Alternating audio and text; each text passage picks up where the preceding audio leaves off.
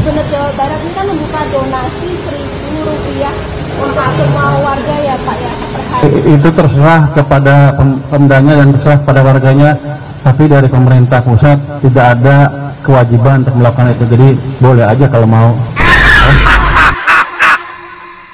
Niatnya supaya Bapak Purbaya ini memberikan komentar terhadap Gubernur Jawa Barat. Malah terserah. Kalau memang itu baik dan warganya mau, kenapa enggak? Box ya. Yang nanya siapa dan yang jawab siapa? Yang sibuk tolah-toleh yang di sebelahnya. Punten ya, Mbak Wawannya yang titipan atau pertanyaannya yang titipan?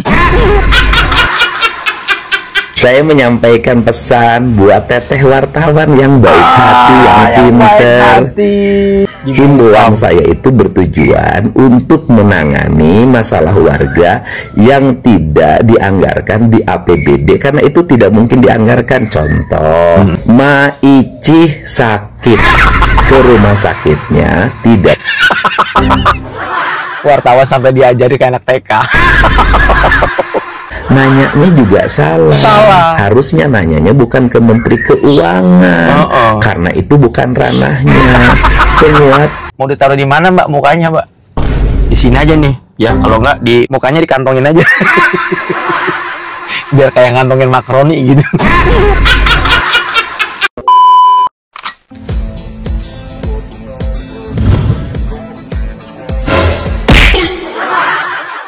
Halo guys, assalamualaikum warahmatullahi wabarakatuh. Selamat datang lagi semuanya para pemirsaku yang budiman, yang cantik, gagah, tentat, cetar, membahenol. Gimana kabar teman-teman ya? Semoga kalian itu pada sehat-sehat dan semoga rezeki teman-teman itu selalu berjalan dengan lancar. Amin. Dari Sabang sampai Merauke, bahkan sampai ke penjuru dunia. Pokoknya doa saya yang terbaik buat kalian semuanya. Oke, ada beberapa topik yang menarik yang mau kita bahas di sini. Dari momen yang paling anget, panas dan paling panas itu semuanya kita bahas. Budi. Langsung saja tanpa banyak basa-basi kita akan menuju TKP dan play. Dari satu makan di warung Bu Imas, biaya parkir 30.000. Wah, viral pengunjung rumah makan di kota Bandung digetok parkir 30.000. Ini lagi-lagi Bandung, dan Bandung ini parkiran liarnya edun banget. Peristiwa itu sudah ditangani oleh Kapolresta Bandung dan sudah diamankan pelakunya. Saya ucapkan terima kasih pada jajaran Kapolresta Bandung yang sudah melakukan tindakan yang cepat. Dan saya mohon maaf atas ketidaknyamanan seperti ini. Semoga ini adalah peristiwa terakhir dan tidak ada lagi peristiwa-peristiwa yang melakukan pungli berbau premanisme di berbagai tempat, baik lahan parkir maupun lahan-lahan lainnya. Saya ucapkan terima kasih. Lalu, udah ditangkap ya? Ya, rasain lo ya. Assalamualaikum warahmatullahi wabarakatuh. Saya atas nama Sani Sajaya yang bekerja menjadi juru parkir di Jalan Utama Istri di depan warung Bu Imas. Di sini saya permintaan mohon maaf atas yang sudah saya lakukan, di mana saya mohon maaf kepada pengguna jasa parkir, terutamanya yang kemarin saya rugikan telah saya tarik 30.000, dan saya mohon maaf kepada Dinas Perhubungan Kota Bandung, dan pernyataan ini saya tidak akan mengulanginya kembali. Abang nggak kira-kira sih, parkir 30.000. Lah kalau misalnya abang sehari dapat 30 kendaraan yang parkir di situ, udah kebayang 30 kali 30 udah 900.000 sehari bang. Kalau kayak gini caranya abang bisa cepet kaya. Cuman problemnya pelanggan yang abang palak parkirnya dengan jumlah 30.000 itu kagak ridho. Itu yang repot. Kenapa cuman klarifikasi doang gitu Pak? Kenapa nggak sekali-kali dibikin supaya jerak gitu Pak? Gak boleh kayak gitu, cari uang lah ya. Nanti kalau misalnya kalian melakukan tindakan seperti abang ini, yang ada kalian ya mending kalau cuman kayak gini doang. Ini kan mungkin peringatan sekali, tapi kedepannya nanti takutnya ginjal abang disentil. Kepada para pihak yang berkepentingan di pertambangan Parung Panjang, baik berkepentingan terhadap aspek penambangan maupun berkepentingan terhadap aspek transportasi. karena bergelut dalam dunia usaha di sana. Saya meminta untuk tidak melakukan upaya intimidatif, pengancaman kepada para pihak yang menjadi korban angkutan tambang di Parung Panjang untuk mendapat keadilan. Dan termasuk juga tidak boleh melakukan upaya intimidatif dan ancaman bagi mereka yang aktif memperjuangkan hak-hak warga Parung Panjang. Pemerintah Provinsi Jawa Barat akan memberikan perlindungan yang penuh bagi para korban pertambangan di Parung Panjang dan bagi warga yang memperjuangkan hak-haknya untuk mendapat kehidupan yang tenang dan nyaman. Saya ucapkan terima kasih. Mari kita junjung tinggi supremasi hukum, kita jaga ketertiban dan keamanan lingkungan, serta mari kita berusaha dengan baik, tidak melakukan tindakan-tindakan yang merugikan kepentingan orang lain. Nah, ngomongin soal pertambangan, teman-teman, kalian mungkin masih ingat dengan bapak yang satu ini. Beliau adalah salah satu narator demo yang dengan lantangnya menantang debat Bapak KDM. Yang dimana kita tahu semua, beliau bukan pekerja, bukan karyawan, dan bahkan juga bukan supir dari lokasi galian tersebut.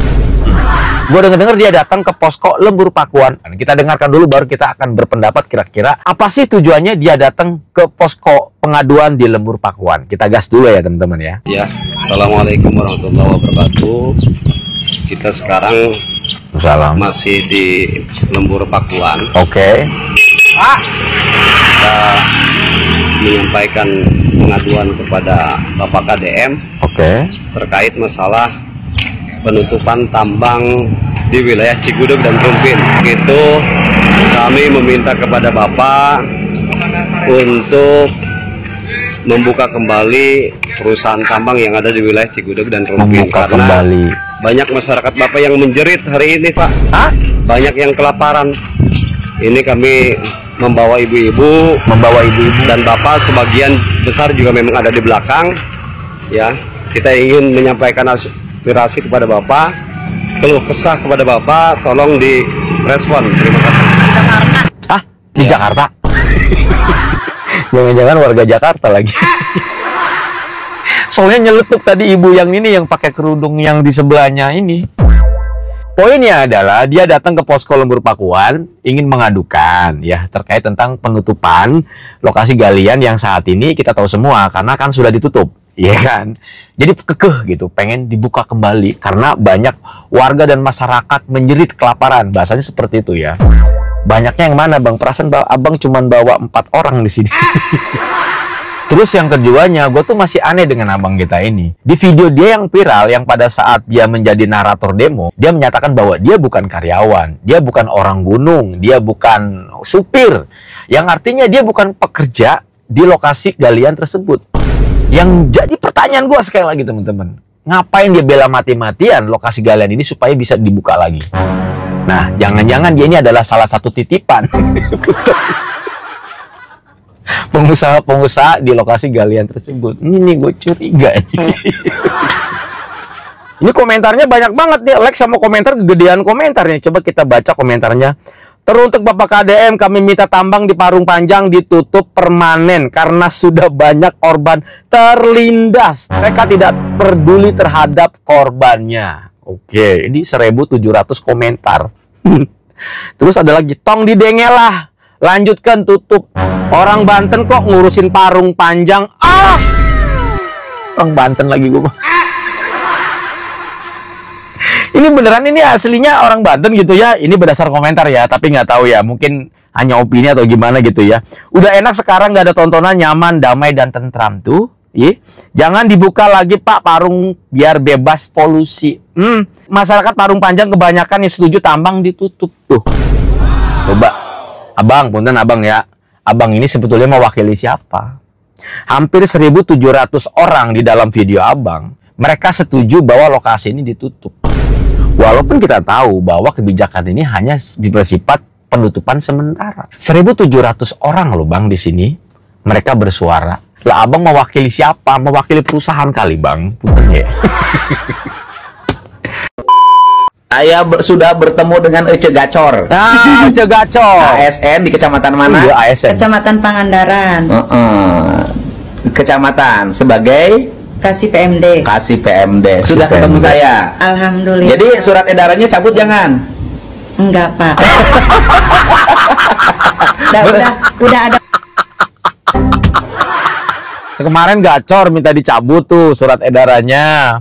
Sekarang malah enggak, Pak. Gimana? Ayo, ASN lo ya. Ampun aing mah teh. Penjelasan dari video dari Bapak jadi Bapak. Bermanfaat kan? Iya, Pak. Jadi bagi mereka yang punya bias perelek, jimpitan, terus apa lagi, Bu? Iuran kematian. Sebanyak aja jalan. Tidak usah terganggu dengan edaran ini. Edaran ini satu memperkuat yang sudah ada, kedua membangun yang belum ada. Yes, yes. Ini contoh yang ngadu ke saya. Apa nih? Namanya siapa? Bu Julia. Bu Julia. Asal mana? Yang Melati 1. RT? RT 5 RW 3. Kota? Kota Bandung. Kota Bandung. Kemudian tujuannya? Suaminya sakit. Suaminya sakit tujuannya. Kemudian akhirnya karena suaminya sakit, kontrakannya tidak kebayar. Ya, ibu punya anak berapa? 13. Ibu punya anak berapa? 13. Tinggalnya di kontrakan, bayangin 13 anak tinggal di kontrakan. Ya ampun. Gua satu aja belum, Bu.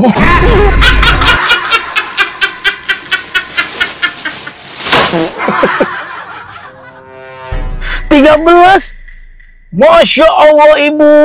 Ih, jangan-jangan Ibu tiap malam berkembang biak nih kayaknya ya.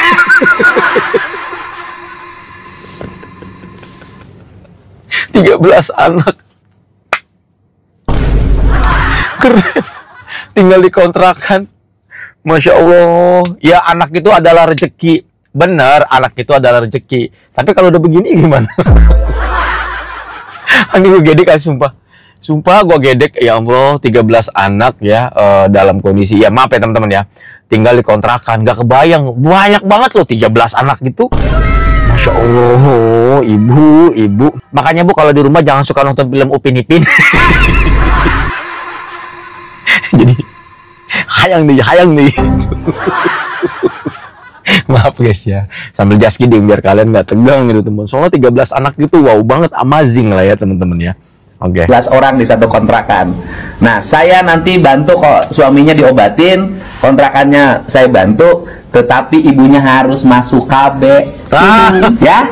Nah, nanti ada tim sore ini datang ke rumah ibu ya. Inilah ibu ya. Gacor lagi dong. Siapa? Awal juga nggak dukung Kak Bapak. Ya mau protes. Pokoknya doakan sih jadi samat. Amin. Gitu. Saya sudah bertemu dengan Ece Gacor. Ece Gacor ya, udah nggak gacor sekarang. Deddy Mulyadi dorong warga dan ASN donasi Rp 1.000 per hari. Purbaya pemerintah pusat tidak ada kewajiban. Oke, kita gas. Apakah pemerintah daerah boleh membuka donasi seperti Gubernur Jawa Barat ini kan membuka donasi Rp1.000 untuk semua warga ya Pak ya per hari. Itu terserah kepada pemdanya dan terserah pada warganya, tapi dari pemerintah pusat tidak ada kewajiban untuk melakukan itu, jadi boleh aja kalau mau. Niatnya supaya Bapak Purbaya ini memberikan komentar terhadap Gubernur Jawa Barat. Malah terserah. Kalau memang itu baik dan warganya mau, kenapa enggak? Lebok ya.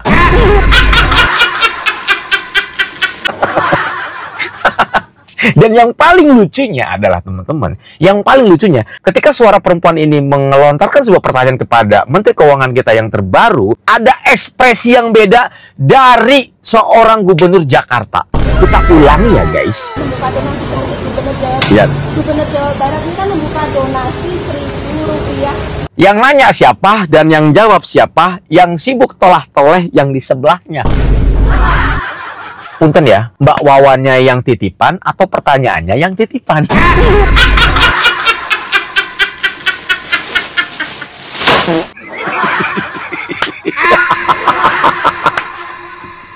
Punten ya.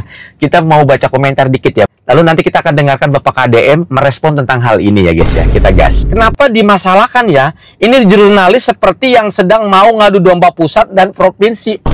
Netizen. Edan kieu pengaruh Bapak aing rereongan 1.000 perak gen nepi ka jadi isu nasional. Wartawan pertanyaannya kok receh gitu ya. Maaf ya, gue mau baca komentar ya teman-teman ya. Serius ini wartawan lawak banget anjir pertanyaannya. Iya ini. Kan gue udah bilang tadi, jangan-jangan nih pertanyaan titipan. Niatnya menyerang, malah didukung sama Menteri Keuangan. Lebok sih ya. Oke, sekarang kita dengarkan pendapat Bapak KDM. Kita gas. Jawa Barat kita membuka donasi Rp1.000 untuk semua warga ya Pak ya. Assalamualaikum, sampurasun, ujung enjing warga Jabar dan seluruh warganet dimanapun berada. Semoga pagi hari ini pagi yang membawa harapan, pagi yang melahirkan kebahagiaan. Mantap. Saya menyampaikan pesan buat teteh wartawan yang baik hati, yang pintar. Tidak ada di Jawa Barat kebijakan gubernur membuka donasi untuk seluruh warga sehari Rp1.000. Yang ada adalah gubernur meminta warga memperkuat solidaritas sosial dengan mengoptimalkan tradisi yang sudah berkembang di Jawa Barat, namanya Beas Perelek, namanya gerakan Gasibu, yang saya hari ini adalah Poe Ibu. Jadi gerakan Beas Perelek, kalau di desa dulu Gasibu, atau saya nyebut Poe Ibu, itu adalah kebiasaan warga Jabar di tingkat RT maupun RW. Setiap malam biasanya nyimpen uang Rp1.000 di kotak di depan rumah atau diganti dengan beras, disimpan dalam ruas bambu. Uang itu digunakan untuk membantu warganya yang kesusahan. Dan saya sampaikan fiskal Jawa Barat untuk menangani pendidikan, kesehatan masih relatif baik. Dan himbauan saya itu bertujuan untuk menangani masalah warga yang tidak dianggarkan di APBD, karena itu tidak mungkin dianggarkan. Contoh, Ma Icih sakit, ke rumah sakitnya tidak. Wartawan sampai diajari ke anak TK.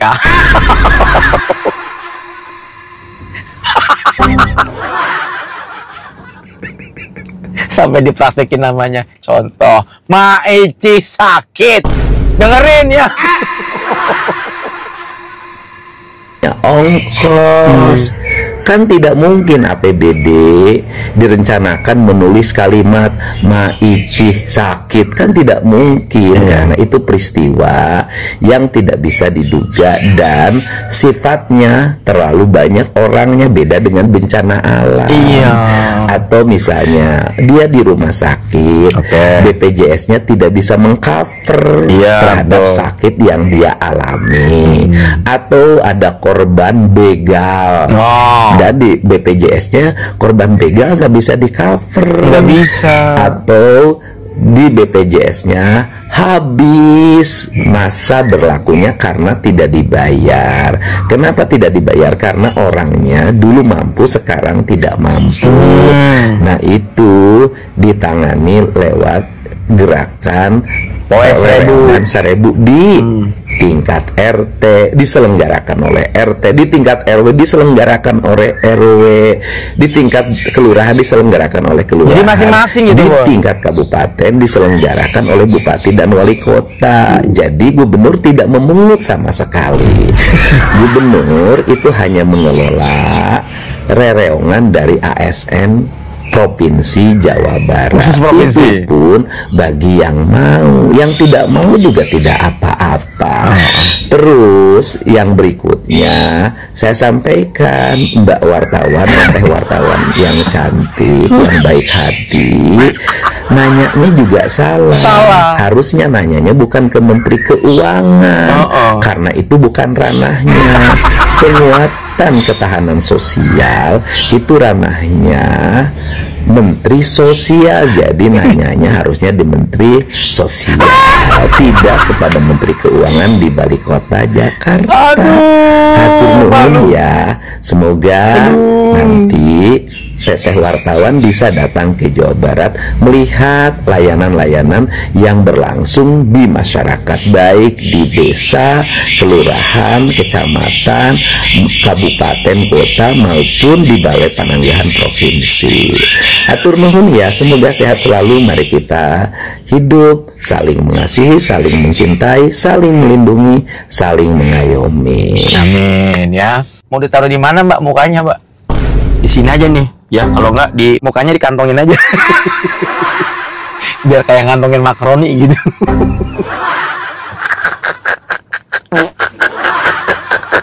Paham kali Pak, tiba-tiba ada pertanyaan yang tiba-tiba saja muncul gitu Pak. Ini aja tuh kayak, maaf ya, kayak deng gitu ya. Tapi malah didukung sama Pak Purbaya. Apes lu ya. KDM. Iya, lagi KDM. Lagi KDM. Ini satu gubernur yang luar biasa ya. Siapa? Kalau dia buat kebijakan pasti kontroversial dan pasti ada saja orang menghujatnya, menghajarnya. Benar ya. Bang. Kebijakan tentang 1000 perak sedekah itu justru dianggap KDM sudah nggak bisa makan, KDM sudah kelaparan, KDM meras rakyat.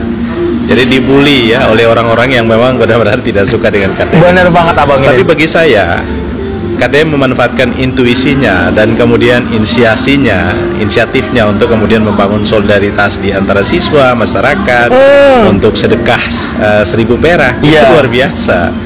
Apa sih sebetulnya gunanya? Nah, kalau penjelasan KDM bilang, wah uang 1000 perak itu dikumpulin sama siswa, kumpulin ke bendahara, nanti ada yang sakit dijenguk, sesimpel ada yang butuh diberikan. Jadi memang itu untuk membangun solidaritas sosial, ya. Ada rasa bersama sekelas, sekolah, sekampung, ya, seprovinsi, ada rasa keindonesiaan. Jadi sebetulnya itu adalah intuisi seorang pemimpin yang kemudian mencoba dilembagakan. Itulah pemimpin, menunjuk jalan, menunjuk arah, atau membuat arah. Nah, kalau pemimpinnya pasif, pemimpinnya cuma memimpin rapat, kemudian mimpin apel, kasih pengarahan, ya rakyat sudah merasakan yang begitu-begitu. Pemimpin yang tidak punya terobosan itu sudah banyak kita punyai. Nah, justru orang seperti KDM ini kita butuhkan. Nah, sebetulnya pertanyaan sederhananya, peluang korupsinya ada atau tidak? Menurut saya tidak ada peluang korupsinya. Karena kalau dia mau korupsi, sederhana saja, dia punya pendapatan media sosialnya sudah miliar-miliar. Gimana caranya dia mau korupsi? Kan nggak mungkin kan? Nah, uang yang didapatkan dari media sosialnya juga dibagi-bagikan kepada masyarakat, disumbangkan kepada orang tidak mampu. Jadi sederhana saja cara melihat KDM itu. Kalau dia mau korupsi, dia tidak obrak-abrik kehidupan pribadinya di ruang publik, apalagi di media sosial. Nah, sekarang dia obrak-abrik semua kehidupan pribadinya di media sosial. Artinya memang dia mau hidup apa adanya, jujur, dan dia bekerja terbuka benar-benar untuk rakyat. Jadi menurut saya, orang-orang yang sakit hati pada KDM itu justru punya kepentingan politik. Menurut saya KDM ini harus menjadi inspirasi bagi kita, dan dia pemimpin masa depan. Sekarang ini memang yang dibutuhkan adalah pemimpin yang agresif. Nggak gitu-gitu aja gitu. Pasif. Nggak ada terobosan. Udah bosen masyarakat Pak. Abang ini kalau ngomong suka cetar membahenol gitu. Apaan pemimpin gitu-gitu aja, rapat, kunjungan, tanda tangan, basi. Oke teman-teman, terima kasih banyak buat kalian yang udah mampir. Semoga tayangan ini bisa menghibur kalian, dan jangan lupa kalian follow akun TikTok yang videonya saya reaction. Saya undur diri pamit. Assalamualaikum warahmatullahi wabarakatuh dan bye bye.